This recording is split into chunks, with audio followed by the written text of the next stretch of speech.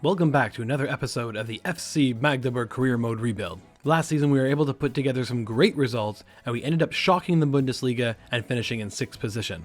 That means we'll get our first taste of European action in this season.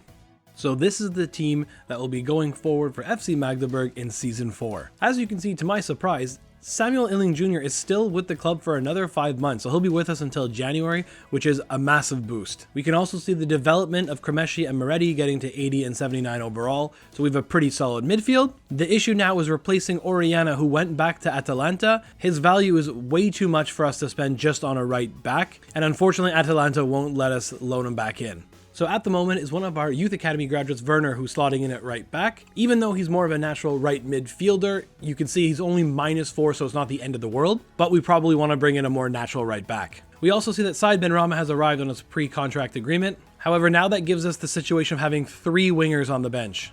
And with the loan deal of Sekou Maras ending last season, we might want to flip one of these wingers for a striker. Taking a look now at the squad hub, this does present an interesting situation for us at the striker position. Because Davy Selke has been going down in his overall, but he still had a really good season for us last year. He still has pretty good pace, very good strength, and he can jump high to win the headed balls down to the wingers. So I don't think we're going to act and buy a striker because we have Simon Jensen coming back in January. And as you can see, he's grown up to a 78 overall. Gabriel Meyer is also having a good loan spell at Darmstadt, and his overall is now 76. So we'll have 2 really good players coming in January 1st for us. Taking a look at the budget, I'm not sure if this had anything to do with us leaving £26 million in the bank last season, but we've been offered £52 million to spend this time around, which is a very nice upgrade from last season. Jumping over to the Youth Academy, I don't think there's anything going on for the near future, but we will keep our eye on Stefan Kuhn and Patrice Yoro, who have pretty good potentials, but are still only 15 and 14 years old. Our first bit of transfer business would be filling that secondary striker position, and we'll be doing that using the free agent market. We've signed German Joel Grodowski to a 3-year deal. And then we turn to an experienced right back to fill that current hole in the squad. We bought Hans Hateboer from Stade Rennais for £2.8 million. He comes in at a 76 overall rating, so a big improvement on that position currently. So a little bit of loan business to take care of. Nicholas Richter would go to Real Oviedo for 12 months. Javier Galano would head out to Dusseldorf for 12 months as well. And lastly, Nicholas Fischer would go to Mainz for a year-long loan. So after our first wave of transfers, this is what the team sheet looks like now. Grodowski will take his position on the bench, but Hateboer will slot straight into the starting 11 in the right back spot. We've only spent around £3 million, so we still have a lot of budget to work with. If we get off to a slow start to the season, we might revisit more moves on the transfer deadline day. We start off the season with 2 teams who we struggled against big time last year. Union Berlin beat us both times in the league and eliminated us from the cup competition, and Borussia Mönchengladbach were able to beat us on the second to last day of the season, ensuring they received the Europa League and we were going to the conference. Following that is games against Hoffenheim, Werder Bremen, and Wolfsburg, before a very busy month of October. So we'll quickly jump into the highlights before revisiting transfer deadline day. So we open up the season at home against Union Berlin. And the season would start off the way it ended last season, with Illing Jr. combining with Davy Selke. He's in behind the D, and he puts it by the keeper, making it 1-0 Magdeburg. Selke would look to add to his totals already in the first game of the season, but his shot goes off the post and Union's able to clear. Thankfully, that would not come back to hurt Magdeburg as we win our first game of the season 1-0. Then it would be to Borussia Mönchengladbach away. This fixture brought us a lot of bad fortune last season, so we'll hope to try to change that. And early on, we thought we'd done that with Davy Selke being played in behind the D once again. He scores once again, however, this time he wasn't able to hold his run and he's offside. This was a hard-fought game. It was 0-0 for the longest time, and into the 84th minute, it would be Sakamoto, who's played in by Illing Jr. He scores his first goal for the club. What an absolutely massive goal for him, and 3 points for Magdeburg, 6 points to start the season. The transfer deadline day, and the first move would be David Odoku going on loan to 12 months to Club Bruges. Then it would be Omer El Zain being moved to Sjorcik for £1.2 million. And lastly, Jason Sika going out to Cardiff City for just under £2 million. This one hurts a little bit as he played a big part in getting us promoted to the Bundesliga, but just hasn't been the same player once we've reached the top division. And then we'd be hit with the big one, Benjamin Kremeshi. We had an offer come in by RB Leipzig, so we had to say yes. At least we're getting an A price rating from this excellent deal, but that is a huge blow and we have to act really quickly. So we acted swiftly in getting a new center attacking midfielder from AS Monaco. We've turned to Takumi Minamino. He's 32 years old now, but he's still rated a 79 overall.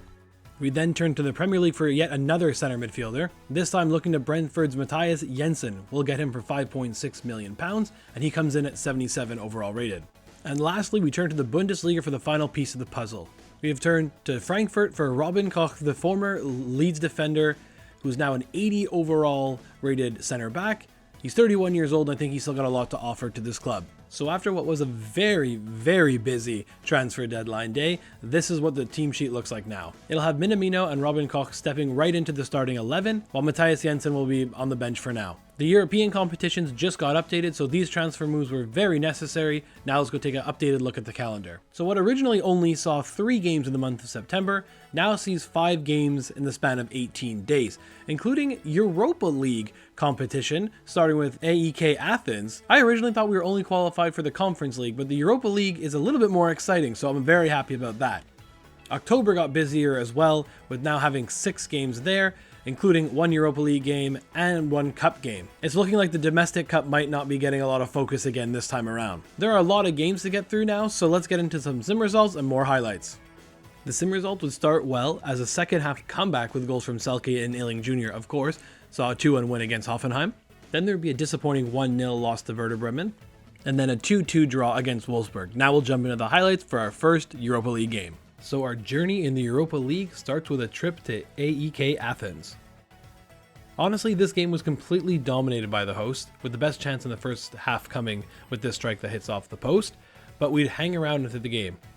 Just before the hour mark, it would be Athens who have a corner kick, the first header is off the crossbar and Magdeburg cannot deal with the rebound and it goes in and we're down 1-0. This probably should have been a loss in all honesty, but it would be a moment of magic from Said Benrahma, who gets his first goal for the club in astounding fashion with an unbelievable strike from outside the box, rescuing a point for FC Magdeburg.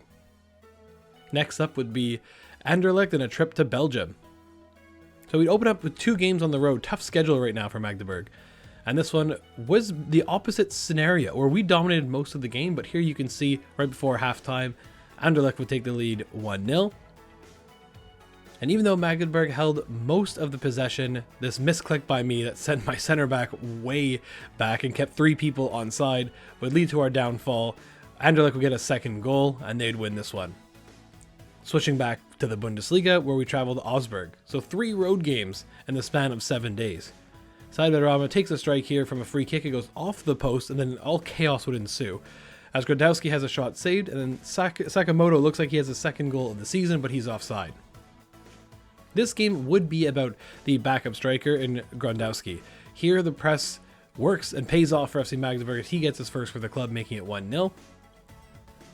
And then into the second half, it would be that man again, using his pace to get around the center defender who just can't keep up with him. He eventually breaks away and tucks it past the keeper, making it 2-0 and rescuing all 3 points for FC Magdeburg and gets Magdeburg back to winning ways. Then to match day 7 for a tough matchup against Borussia Dortmund. It would be the visitors, like always, who'd be on the front foot early on, but it would be our captain Ryman making a big save in the 10th minute. He'd be called upon again right before the 20th minute with a big double save, and he's even able to collect in the end. Into the second half, deep into this game, we'd look to steal all 3 points after just hanging in there with Dortmund. The ball would eventually come to Hatchabor. His deflected shot is saved. That was goal bound. Unfortunately, that ends 0-0. It's not a win against Borussia Dortmund, but at least we're showing some fight.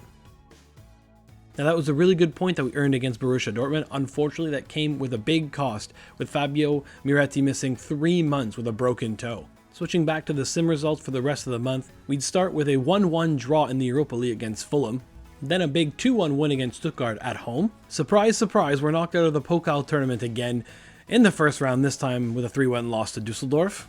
And lastly, we'll have our second defeat of the season, this time with a late goal from Somerville giving Frankfurt the 2-1 win. So taking a look at the league table, we can see that I guess Kremeschi is really helping RB Leipzig as they sit first in the Bundesliga on 22 points, and we are sitting in 4th place, very happy with that. And I think it's quite surprising that Werder Bremen sit in 3rd place. I think they struggled last season, so another surprise team. And also surprising is Bayern Munich and Bayern Leverkusen being 6th and 7th. You probably wouldn't bet on them finishing there at the end of the season. Switching over to the Europa League table, we are currently in 29th position on 2 points, but with how many teams there are in this competition now, there are 11 teams in front of us by just 1 point, so we're still not out of this yet. We still have a lot more fighting left to do. Taking a look at the calendar now, with us being out of the Cup tournament, we only have Europa League and Bundesliga games left, so you might see the schedule free up a little bit. We have 2 Europa League games in the month of November and 3 games in the Bundesliga that all look pretty winnable. Over to December, we have 1 more game in the Europa League against Fiorentina, and then a game against league leaders RB Leipzig before we close things out against Hamburg. So without any further ado, let's jump back into the highlights. The first game of this highlight pack would be Europa League action as we're taking on Antwerp. This game would be 0-0 going to the hour mark, and Said Benrahma with a beautiful cross finds Davy Selke. It looks like he miscontrolled it, but he recovers to make it 1-0 FC Magdeburg, giving us our first win in the Europa League. Now shifting focus back to the Bundesliga as we take on Freiburg. This game would be all about a quick double from FC Magdeburg. As Gradowski is played in, his shot is saved, but Lopez follows up, making it 1-0 Magdeburg. And less than 6 minutes later, it would be a high press that gives Gradowski another chance to beat the keeper. This time he does it, puts it by the keeper, making it 2-0 and a big win for FC Magdeburg at home and continuing pace in the Bundesliga. Next up, we travel to Mainz. And this game would be all about one individual moment of brilliance from the big man Davy Selke. Gets away from his defender not once but twice, jumping over the slide tackle, slotting the ball in the bottom corner, making it 1-0, and that's how that one would end. The last game of the highlight pack is going back to Europa League against Dynamo Zagreb. It looked like Magdeburg had a big advantage in this game, as in the 8th minute there would be a terrible challenge on Diawara and Baturina would see red and he'd be sent off. Unfortunately, Magdeburg could not capitalize, as the best chance of this game would come to Werner, the right back stepping up, but it's a big save by the Zagreb keeper. He kept it 0-0. Switching over to the sim results, we'd start off with a 1-1 draw to Nürnberg. That's followed up with another 1-1 draw, this time on the road to Bochum. In Europa League, our draw streak would continue, with this time with a 2-2 draw to a tough Fiorentina opponent. Then we'd fall 3-2 to league leaders RB Leipzig at home. And that would be followed up with a really disappointing loss to Hamburg 1-0. So taking another look at the Bundesliga league table, we are now currently sitting in 5th position in a 3-way tie. As we can see, Leverkusen and Bayern Munich did not stay where they were last time we checked, and now they're both into the top 4. So far, the league form has been great, except for the last 2 games, but we're still hanging around 5th position, fighting with the big boys of Germany. As for the Europa League, our form has gotten a little bit better, and even though we've only lost 1 game, we've also only won 1 game as well. So hopefully we can add a few more wins, but as it stands currently, we'll be moving on to the next round. Jumping over to the Youth Academy, we signed 2 more players. This time, we sent our scout to Argentina, and he came back with Roberto Arango and Pablo Alvarez, both who have all right overalls. They're 16 and 17 years old. It's the potential for Arango that we're looking at from 84 to 94, which is nice to see. And Stefan Kuhn has gone 87 to 93 potential, so that's one to watch. We've yet to promote anyone this season, but we might have an issue going forward, as there are more than 3 players who are 16 years or older. Now taking a look at the squad hub, we had 1 player depart and 2 players rejoin the squad in Simon Jensen and Gabriel Meyer. They come back from their very successful loan spells at 80 overall. Unfortunately, though, we did lose Samuel Illing Jr., so maybe we'll look to buy him back in the January transfer window. Taking a look at the stats, and it's the 2 32-year-olds, Davy Selke and Said Benrahma, who are leading the way with goals. Lopez has also chipped in with 4 goals, as well as new signing Gradowski with 3 as well. So taking a look at the team sheet, Davy Selke will hold his starting position for now, but Jensen is primed and ready to go at 80 overall. He'll get an opportunity sooner rather than later. And yes, we can see the hole that Illing Jr. is no longer our right winger, but we do have £57 million to work with in this transfer window. I think that should be more than enough to get him back, and maybe another impact player as well. So that is where we're going to leave it for this episode. Please, if you haven't already, leave a like on this video and subscribe to the channel. We mentioned an impact player before. Leave me your comments down below of a player you think I should go after in this January transfer window. The next episode in this series will be dropping Monday morning at 9 AM. And as always, guys, thanks for watching.